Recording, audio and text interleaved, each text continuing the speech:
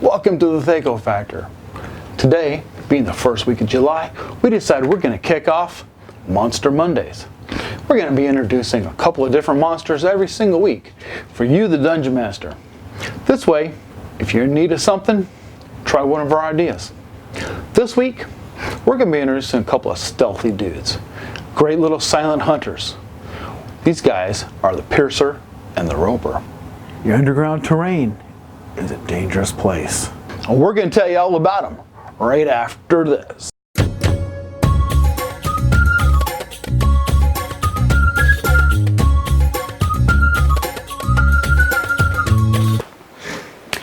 Hey everybody! Piercers can be found in caves, caverns, and sometimes underground tunnels. Now, they're laid in clutches of eggs on the cave's floor and in secret locations so they don't get damaged. The larvae climb up the cave walls to the ceiling, and then they secrete a hardening chemical that will protect their soft slug-like bodies. They hang there like stalactites that you may have seen if you've ever gone caving. Its size is equal to 1 hit die per year. They can weigh up to 500 pounds, providing maximum crushing damage to any unsuspecting prey, aka explorers and adventurers like yourself. Pretty impressive, huh? Imagine that falling on top of your head. They can hear noise and sense heat up to 120 yards, probably because the noise echoes off the caves or cavern walls. As a colony, they will hang upside down, very aware of one another, waiting patiently. Even though they're considered non-intelligent, they do recognize each other. For they can go months without eating, and they tend to share their kills as a feast. The group will drop down simultaneously from the ceiling, increasing their hit chance.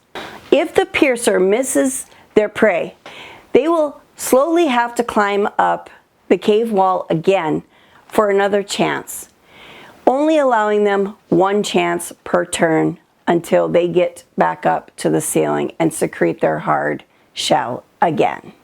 If a piercer gets killed, it secretes a foul-smelling slime that dissuades any attackers from eating them. Although these creatures are uncommon, it's likely to provide a 95% surprise attack. Imagine walking through a cave system and then you're just standing there looking around trying to find shelter, and then all of a sudden one of these 500-pound things fall right on your neighbor or your friend. You're going to try like hell to get out of that cave system. But after the 4 years of its lifespan is over, the piercer will eventually evolve into its next form, the Roper, which is the next monster on our monster list. Ropers. They can be up to 9 feet tall. They're cigar or cylinder shape. They can have a girth up to 4 feet in diameter at their base. That's pretty thick. Not their tops. It's kind of flat, you know, maybe a 1 foot girth area. They got these tendrils that fly out. That's what they use to grab their prey with. Some text has them saying up to 50 feet these things can lash out, snatch something and bring it right in. These guys prefer humans or demi-humans for food sources, but they'll eat anything of flesh, just like their other form, the piercer. Now, ropers, they can be in 2 forms. You can either see them standing tall, or they could be laying flat across the ground, just to resemble a slight little hump or mound in the trail. In your cave system, ropers are somewhat intelligent. It's been known in some lore that they can strike a deal with the drow or other intelligent creatures that live in the under-terrain systems, just as long as they keep getting a steady meal supply. They'll protect your property. That sounds like a great deal. Yeah. Now, if you don't feed them, they're going to eat you instead of the intended victim. Now, these guys reproduce asexually. It's very interesting, isn't it? Kind of like the earthworm. The roper has a gallbladder system that collects some treasure in it. Because they can't digest stuff like platinum, gems, magical armor, and stuff along those sorts. So you could get pretty rich taking one down. But be warned, you're going to have one hell of a fight on your hands.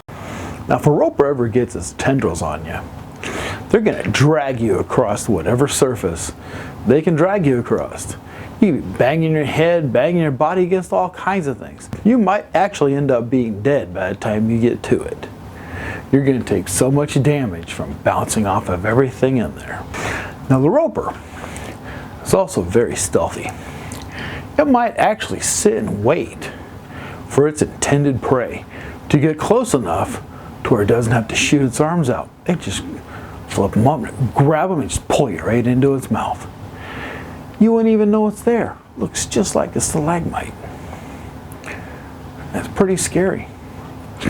Now, the roper can have a somewhat yellow flesh to it. Now, also the roper has been known as the stroper, which is a more hardened, stoned form to its flesh. For all you dungeon masters out there, a roper reaches full maturity in 2d4 weeks. That's not very long, just a few months. When your roper latches on to its intended prey, it'll be pulling them in at 10 feet per round. That's pretty good. That might require some dexterity checks. That might require some strength checks, because they're going to be losing strength trying to struggle to get away from those ropers.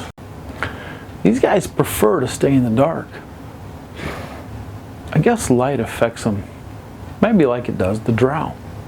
Part of the reason that I like the roper for a subterranean monster or creature is they're immune to lightning.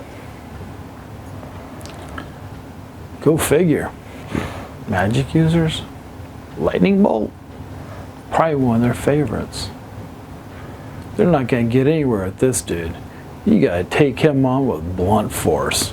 Two of the best stealthy, slickest dudes in the underground. The piercer, the roper. Put him in your next campaign. Let me know how it goes. I got an idea. Tell me in the comments below what you thought of this video. Like it. Share with your friends that are also dungeon masters. Hope you enjoy Monster Mondays. We got a lot of monsters planned on our schedule. So, until next time, thanks for watching, and I'll be seeing you in the next video.